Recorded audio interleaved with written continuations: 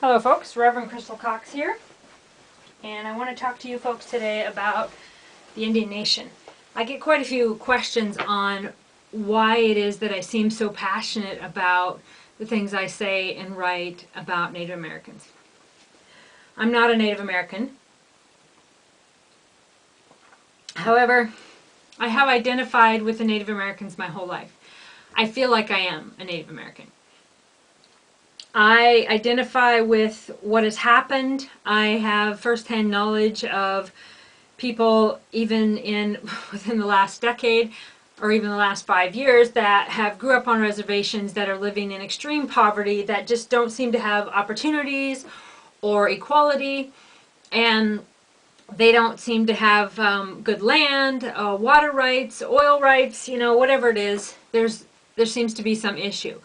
And as we battle about immigration and we're fighting for land and there's just all of this upheaval, it really even brings more to light of what has happened to the Indian Nation. I mean, it's like, we talk about gay rights, we talk about black rights, we talk about so many things, but we never really, as a nation, have brought up what's going on with the Indian Nation.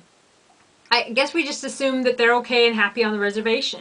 We don't see that many Indians out here in the cities, or, we only see them now and then. It shouldn't be like that. There's opportunity and poverty and growing up in shacks where the wind's blowing through. And last winter, I read about someone who had died because they couldn't afford propane on a reservation. And, yes, this happens all across the land to people of all races. It's just that it's time. It's been time for quite a while that we make a stand with the Indian Nation. I don't feel separate from the Indian Nation. I feel like I watched a video today about the Vatican and the Christians coming in and taking the Indians' way of life, taking their ceremony, their language. And we've heard this our whole life. But it's more than part of our history. It's time to do something about it. Okay, there needs to be initiative or laws where schools are teaching Indian language. Why are we not teaching the Indian language, at least to the Indians if they want it, making it part of the curriculum? Why are we not letting them have their ceremonies? I talked to a woman a few years back in Hawaii. She was cutting my hair and talking about there was only one, it was on the Big Island, and there was only one school, I think it was over in Hilo, where they were allowed to learn about their native language and their native customs. And, the Howleys, the white people, taking over Hawaii, I mean, it should be the other way around, right? Or at least equality.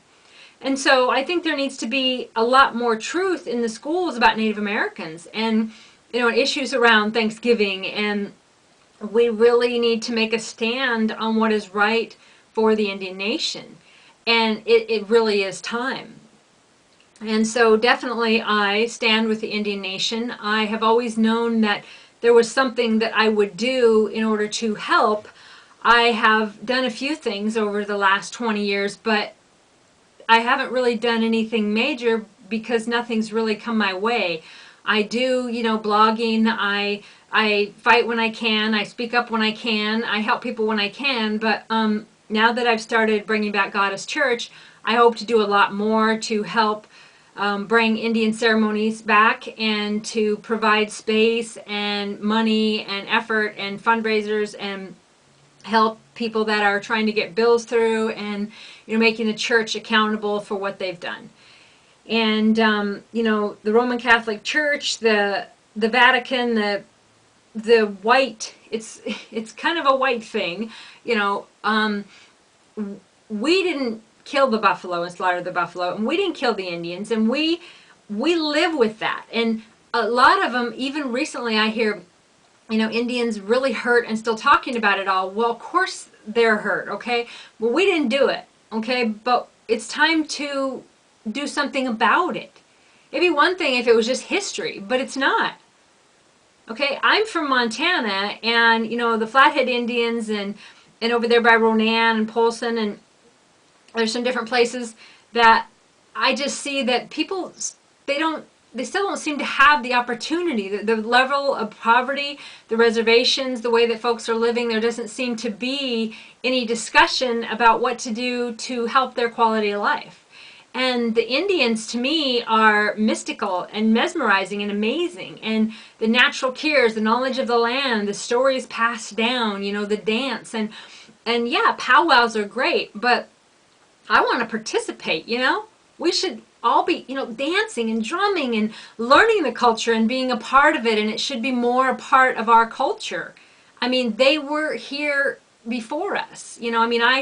I am certainly an American. I mean, I was born here, but, that don't mean that, right now we're kind of all mixed up, but at the same time, it's a wound that needs healed.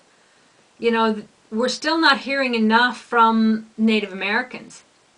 And so, yes, I am very passionate about helping to give a voice to the Indian nation, that idle no more, making a stand for equality and stopping to, terrorize Mother Earth and poison the waters and, damming up the rivers. I mean, come in and dam up the rivers. The Indians were here first, but because they didn't have the bigger guns, the white men just came in under the name of God, really, and dam up the rivers and then charge people for electricity, which should be free, which a lot of people that makes or break their life utility. We got the sun, the wind, and the water. They come in and they trap it and then they sell it to you. I mean, really? And we didn't even own it in the first place. The Indians were here before us. Now, I've always felt this way and always felt very passionate about the Indian nation. However, I did find out in my mid-20s that I am blood related to Meriwether Lewis. So perhaps that's part of the reason where I feel this drive to make a difference. Now, Meriwether Lewis and Clark, ironically enough, my bloodline is Clark. My father's last name is Clark, even though that's not my last name. Long story. But anyway, I'm related to Meriwether Lewis. And I studied a lot about his mother. She just was an amazing, almost like a shaman, really into plants and a healer and just really cool. She almost was like an Indian. And, Meriwether Lewis, he did the mapping and stuff, but what ended up happening to the Indians wasn't necessarily, of course, any one person's fault. I think it was maybe the people that didn't stand up. But now, this is kind of an interesting side note, because today is Easter, and I've seen some videos of people emancipating from the Roman Catholic Church and basically saying, of their crimes. Well, it's a huge crime to come in and you got the Great Spirit and you got Mother Earth and you got the water and the animals and the sacred, beautiful, sacred, spiritual connection with Mother Earth, with every animal, with all the water and every living thing in the Great Spirit. And you come in and you take that all away from them because you got bigger guns. You put them in jails, you beat them, you kill all the animals, and you bring them in and you bring in your God. I don't think that that's what Jesus would do. Or even the parable of the story of this man that was Jesus, who could not in any way, shape, or form been a white man, would not have done this to anybody. A genocide to a whole culture, but also the Native American spirituality is so amazing. It's so connecting. And yeah, I believe in Jesus and as a parable and whatever, but the Christian way, it's a little bit disconnected from Mother Earth, it seems like. I mean, pagan is earth-based, Wiccan is earth-based, Buddhist is a little more earth-based, but Native American shamans, it is earth-based. You have the different things like peyote and the different medicines and, dogwood and you got willow for pain and there's medicine for everything, and they dried it and carried it in their pouches. They killed, the animals, of course, and then they dried it and carried it, and they never killed too many. They never killed like the biggest and the strongest. They had a sacred way of doing everything, and they just moved around. And I'm not saying I don't really know everything there is to know about Native culture, that's for sure. But I do know that it seems a lot more civilized than murder and disconnection. and just opening up a Bible and, okay, in the name of God, I'm going to slaughter you all and your animals and take away your God. What? Their connection to Mother Earth, to the Great Spirit, it seems to me, and it's what I believe, which is all inclusive. Body, mind, soul, wellness, healthy, moving and strong, breathing clean air, eating good food, prayer and thanks to the Great Spirit, and, waters are kept clean, and it just seems like a way better, more wholesome, natural way of life. And the white folks come in because they were trying to get away from, wherever on the big side of the pond, the big pond, and come over here to get freedom, but then they took away other people's freedom. Are Native Americans not people? I mean, we've kind of established a history of the fact that black people and Native Americans aren't really people. I mean, white people are people, right? So you can come in and take their land because they're not people. And you can go to Africa and get some other not people. They can be slaves. I mean, where did this thinking come from? And if it was in the name of God, well, I'm so excited today about these videos of talking about emancipation and calling out the Vatican for the crimes that they've done.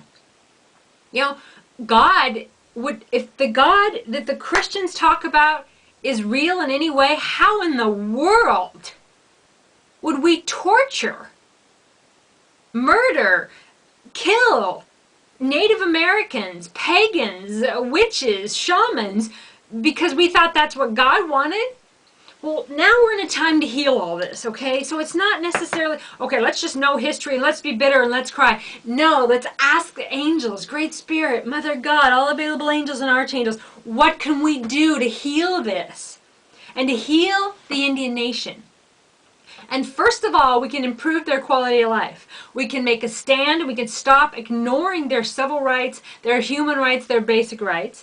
Stop taking their land. Stop, drilling through their land and poisoning the rivers. Give land back to the Native Americans. Give Hawaii back to the Hawaiians. I highly doubt that the natives would do to us what we did to them. And I'm speaking because I'm white. I feel more like I'm a Cherokee, and I got a Cherokee heart. But I'm talking as I don't think that they would misuse their power. I mean, you can look at, and I don't mean no disrespect here, you can look at like casinos and cigarette smoke in the casinos and how there's a certain amount of greed there now because I think that was kind of forced away. But the actual Native American people, there's a separation between that, and I'm not just saying that they're not going to, if you give all the land back to them, they're not just going to throw us all aside and genocide us and take our God. I just highly doubt that that's going to happen, okay? And I'm not necessarily saying to do that. I'm just saying that we need to make it right, okay? Rich white men in the name of God, we need to find a way to heal that as a nation, and all of us who feel compelled to do so. And yes, it's so daunting and huge. What do? The only thing to do is to pray. Pray to Mother God, to Goddess, the Great Spirit, angels, archangels, show me the way. Mother Earth, show me what you need to raise the consciousness of Mother Earth, of your people and your animals and your waters, and show me what to do to heal. And I know that we've talked before, and I pronounce it wrong every time, but Masura Emoto, about the power of thoughts and prayer and water. Our prayer can heal the water. Our prayer can heal the nation, okay? And our turning a blind eye can kill, can wound, can hurt, can destroy. Okay? Ignoring what's happened to the Indian nation is not the way to do it. Now, we can't just disable our lives and cry and, yell in the streets. No, we have to have action that matters, okay? So we need to expose situations, okay? So you take one, like Idle No More and some of the movements that are out there, taking on those and standing with the Indian nation, and who in politics, in our law, in our judges, in our judicial system, who is stopping them? Can expose those people. By blog, by exposing corruption, by filing lawsuits, making a stand with the Indian nation where we're no longer ignoring that it happened. We're not saying, hey, that was our ancestors, dude, that killed the buffalo, and we didn't do that to you. No, but we are all native now. We are all one tribe. We are all one faith. We are all loving, kind, compassionate human beings who need to do the right thing. And now is the time to stand with the Indian nation. And yeah, it's going to be a bit of a fight. But you know what? Which side would you rather be on? When you look at the Vatican and you look at the crimes in the name of God, is that the God that you want to represent? It's not the God I want to represent. And no, I'd rather not fight. And like Chief Joseph, fight no more forever. And they come in with their big Gatling guns and, they're killing everybody. And what are you going to do? To save your people, you got to stand down. Well, what is New Hampshire's motto? Live free or die? All I'm saying is that I'm very passionate about the rights of the Indian nation, and it is time to make a stand and whatever it takes. And I think right now the only thing to be done personally for me and probably for those of you who I'm reaching is prayer. Asking God, the Great Spirit, Mother God, your guides, all available angels and archangels to show you what you can do to help the Indian nation. Well, God has blessed you all, and that's just a little bit of why I'm so passionate about the Indian nation.